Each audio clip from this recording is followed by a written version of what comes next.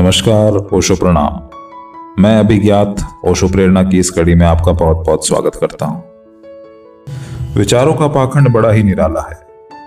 लोग ये सोचते हैं कि अपने विचारों से वो दुनिया जीत सकते हैं। क्या वास्तव में ऐसा हो सकता है?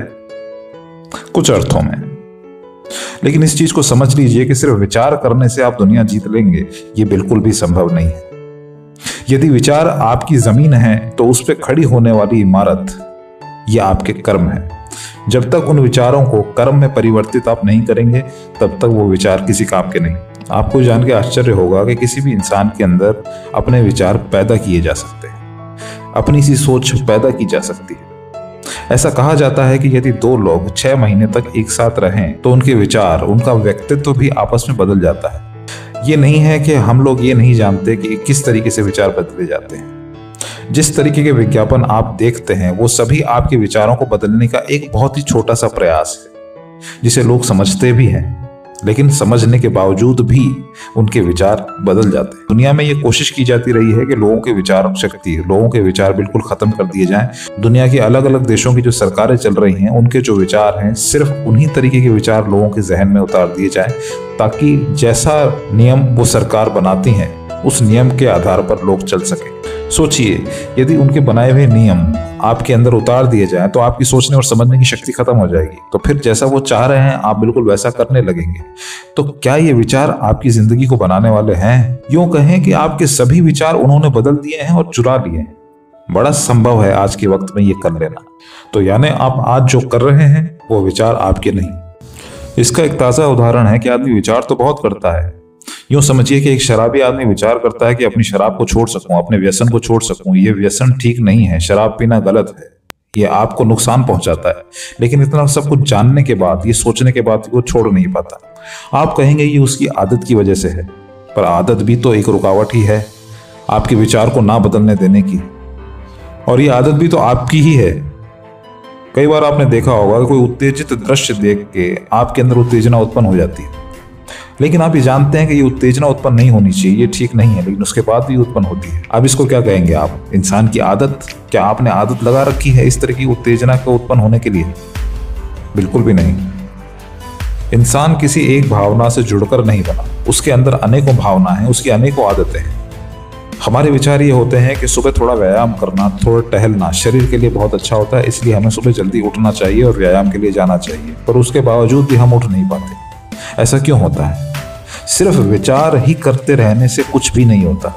जब तक उन विचारों को आप क्रियान्विति में नहीं लाएं, उन्हें कर्म में परिवर्तित नहीं करें, तब तक कुछ भी नहीं हो सकता। यदि आप सोचें कि आपको हिंसा नहीं करनी, हमेशा अहिंसात्मक ही रहना है, तो ये एक आपका विचार है। पर यदि कोई आप पे हिंसा करे और उस वक्त आप हिंसा करने पे उतारू हो जाए, तो आपका अहिंसा वाला विचार बिल्कुल गौण हो जाता है। जितना भी विचारों का संकलन है, विचारों का जितना भी माया जाल है, वो सब क्रिया पर निर्भर करता है।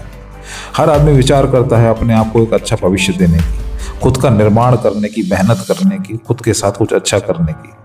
लेकिन वो विचार अंत में विचार बन के ही रह जाते हैं, क्योंकि वो उन विचारों पे कोई क्रियान्विति नहीं करता, उनकी क्रिया नहीं करता। कौन आदमी चाहता है निर्धन रहना? कौन आदमी चाहता है दरिद्र रहना? कौन आदमी चाहता है शक्तिहीन रहना? सब विचार करते हैं। हर गरीब अपने सपने में रोटी का ही विचार करता हुआ मिलेगा। हर निर्धन अपने सपने में खजाने को देखता हुआ मिलेगा और सुबह उठते विचार करता ही मिलेगा कि काश वो खजाना उसे मिल जाए।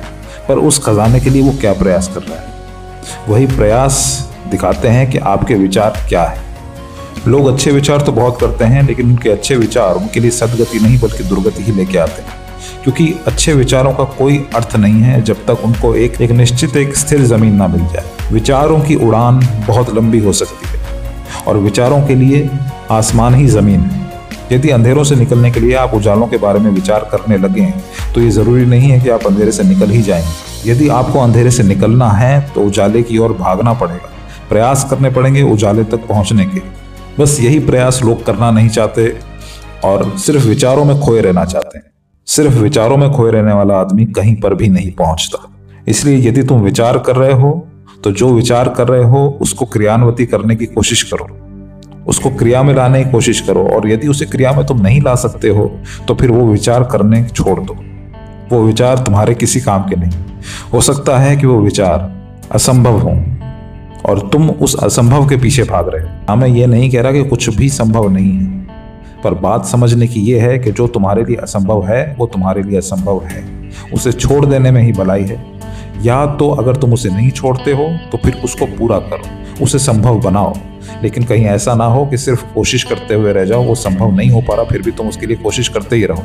ये एक बेवकूफ़ी कहलाएगी। सपने देखना बहुत अच्छी बात है, पर यह ज़रूरी नहीं कि सारे सपने वास्तविक हों या सारे सपने पूरे किए जा सकें। जिन सपनों को पूरा किया जा सकता है, सिर्फ उन्हीं सपनों के लिए प्रयास किए जा सकते हैं। बाकी के सारे सपने सिर्फ सुखद यादों के लिए ठीक हैं। सामान्यतः लोगों में ये सोच रहती है कि विचार ही आदमी के भविष्य का निर्माण करता है, लेकिन मेरे विचार से विचार आदमी का भविष्य नहीं बनाता, बल्कि उसका कर्म उसका भविष्य का निर्माण करता है। यदि आप सोचेंगे जितने भी महापुरुष इस धरती पे हुए हैं उनके विचारों ने उनके व्यक्तित्व को बनाया है, तो मैं ये नहीं कहूँगा कि ऐसा हुआ है। मैं यही कहूँगा कि उन विचारों को कर्मों में बदल के ही उन्होंने अपने व्यक्तित्व का निर्माण किया है। यदि आप विचार के संबंध में गांधी को सुनना चाहें तो उनके अहिंसावादी विचार बहुत ही प्रशंसनीय थे और बहुत ही ज्यादा उपयोगी रहे देश को आजाद कराने में। पर क्या आप ये कहेंगे कि उनके अहिंसावादी विचार के कारण गांधी को जाना गया? मैं कहूंगा बिल्कुल गलत। अहिंसा के संबंध में विचार करने वाले बहुत लोग हैं, बहुत दार्शनिक आपको मिल जाएंगे जो अहिंसा के संबंध में अपने विचार रखते, जो कल भी थे, जो आज भी हैं और जो आने वाले कल भी रहेंगे, लेकिन उनका नाम हम नहीं जानते। हम सिर्फ गांधी का नाम जानते हैं और अहिंसा के विचार को गांधीवादी विचार के नाम से जानते हैं। ऐसा इसलिए हुआ क्योंकि गांधी ने अपने अहिंसा के विचार को अपने कार्य में परिवर्तित किया। गांधीवादी विचार से हिटलर भी बहुत ही प्रभावित था। वो भी अहिंसा के विचार को बहुत ही अद्भुत विचार मानता था, पर अपनी पूरी जिंदगी में वो उन विचारों को अपना नहीं सका। इसलिए हिटलर को कोई भी अहिंसावादी नहीं कह सकता।